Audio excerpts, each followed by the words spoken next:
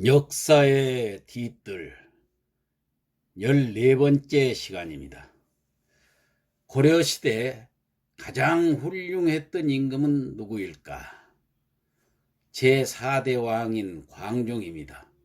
광종은 성종대의 최승로가 이야기하기를 광종 8년 동안의 다스림은 가히 3대에 견줄만 하다고 격찬할 정도였습니다.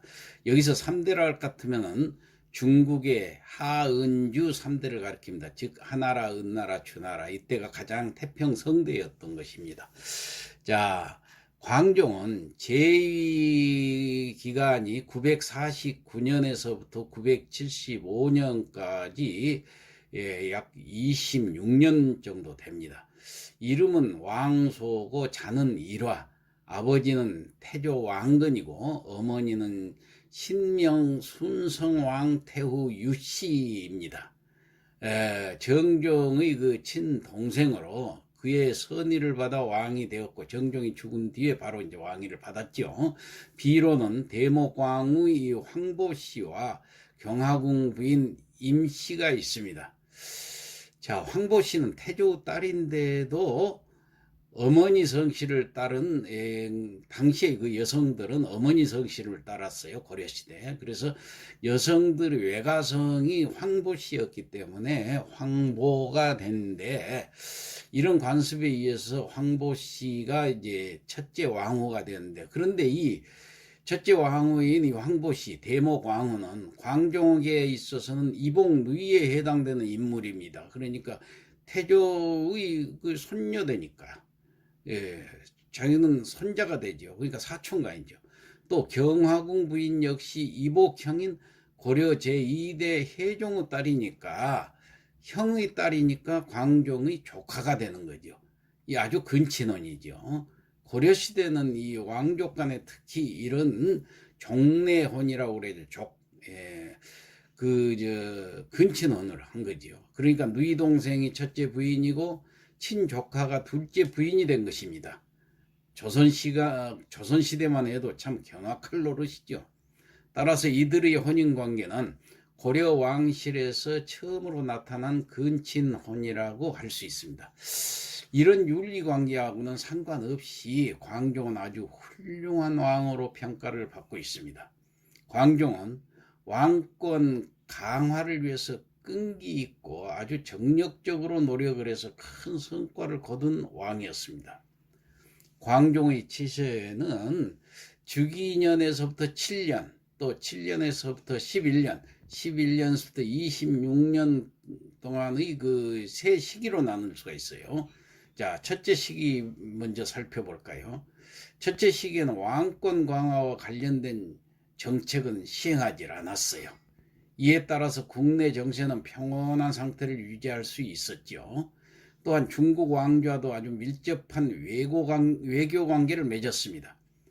이러한 국내외 정책을 통해서 새 국왕으로서의 지위 및 그 정치 기반을 닦아나갔던 것입니다. 그런데 둘째 시기에는 호족 세력의 제거 그리고 왕권 강화에 필요한 제도적인 조치를 취하였던 것입니다. 자, 956년에 노비 앙금법을 실시를 했고 958년에는 과거제도를 시행을 하였던 겁니다. 그 유명한 과거제도가 바로 이 고려 광종 때부터 시행됐던 것이에요. 자, 960년에는 백관의 공복제도도 또 제정을 했습니다. 이러한 그 조치들은 호족 세력의 반발을 야기하기도 했지만 광종은 철저한 탄압을 통해서 강행시켜 나갔던 것입니다. 956년부터 왕권 강화책을 추진하게 된 그 배경에는 중국 후주에서 귀한 쌍기라는 인물이 있어요. 쌍기의 등장과도 밀접한 관계가 있습니다.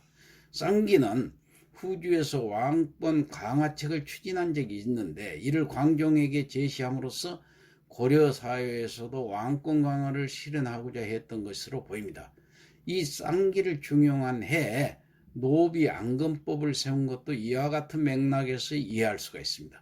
노비 앙금법이라는 것은 양인이었다가 노비가 된 사람을 조사를 해가지고 다시 양인이 될 수 있도록 조처한 법을 말하는데, 이 고려 건국 과정에서 포로가 되어 노비가 된 사람들 혹은 호족들이 그 강해진 세력을 바탕으로 양인을 강제로 노비로 삼기도 하고 그랬었어요. 특히 호족이 소유한 노비는 토지와 함께 그들의 중요한 경제적 군사적 기반이 되었던 것입니다. 이는 국가의 입장에서 볼 때 왕권을 위협하는 경우가 되는가 제한할 필요가 있었던 것입니다.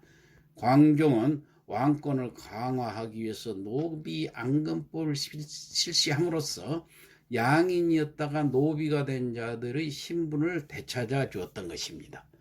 그 결과 호적의 노비였던 사람들이 양인이 되어서 세금을 납부하기도 하는 등 고려의 경제력에도 도움이 되었습니다.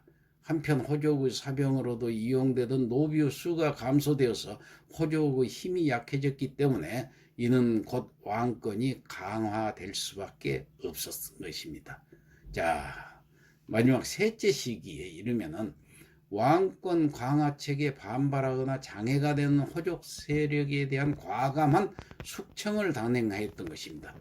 당시 왕권 안정에 대한 그 광종의 집념은 매우 강렬해서 호족 세력은 물론 고륙과 친인척에 대한 경계도 게을리하지 않았고 한번 의심이 가면은 사륙마저도 주저하지 않았던 것입니다. 그 결과 혜종과 정종의 아들마저도 비명에 죽어갔습니다. 958년부터 실시된 과거 제도와 독자적으로 육성한 시위 군졸은 문무양면에서 왕권을 강화하고 뒷받침하는 세력 기반이 되었던 것입니다. 그리고 이와 같은 기반을 배경으로 정적들에 대한 과감한 숙청을 단행할 수가 있었죠. 그러나 호족 세력 등 그 정치적 적대 세력들이 반발도 더욱 거세어져서 이에 대응할 수 있는 광범위한 세력 기반의 구축이 필요해졌던 것입니다. 그래서 963년에는 귀법사를 창건을 하고 이곳에 제2보를 설치해가지고 각종 법회와 제회를 개설하는 등 적극적인 불교 융성 정책을 펴나갔던 것입니다. 자, 이것도 왕권 강화를 위해서 필요한 결과물이었죠. 즉 귀법사의 승려, 균여, 탄문 등을 통해서 호족 세력에 반발하는 일반 민중들을 포섭을 해가지고 개혁을 지지해주는 사회적 세력으로 삼고자 하였던 것입니다. 광종은 왕권 강화책 외에도 많은 그 치적을 남겼는데 밖으로는 중국의 여러 왕조와 활발한 외교 활동을 전개함으로써 고려의 그 국제적 지위를 향상시켰습니다. 또 국방 대책에도 관심을 기울여서 영역을 서북과 동북 방면으로 더욱 확장시키는 동시에 거란과 여진에 대한 방비책을 강구하기도 하였습니다. 또한 불교에 깊은 관심을 기울여서 여러 가지 시책을 펼쳤습니다. 968년에는 해거를 국사로 삼고 탄문을 왕사로 삼음으로써 고려 국사 왕사 제도의 체계를 완성시켰습니다. 또 광종은 제2대 혜종, 제3대 정종과 여러 면에서 대비되고 있는데 우선 제위기간도 혜종의 2년, 정종의 4년보다도 훨씬 긴 26년 동안을 제위를 했던 것입니다. 그리고 혜종과 정종이 각각 그 박수리라든가 왕식념 같은 그런 강한 그 세력에 의지해가지고 왕권을 유지를 했던 반면에 광종은 독자적인 세력 기반을 바탕으로 왕권을 확보해 나갔습니다. 따라서 광종은 주변 세력의 영향력 없이 자신의 왕권을 강화시켜 나갈 수 있었던 것입니다. 이 결과 태조 이래 열세에 놓여있던 왕권을 호족 세력보다도 더 위에 올려놓을 수 있었던 것입니다. 광덕, 준풍 등의 그 독자적인 연호를 사용하고 수도인 개경을 황도라고 명명하였고 말년에 황제라는 호칭까지 사용해서 고려가 국가체제를 정비하고 새로운 정치 질서를 형성했다는 점에서 이 광종의 지적은 아주 높이 평가받을 수 있는 것입니다. 이상 역사의 뒤뜰을 마치겠습니다.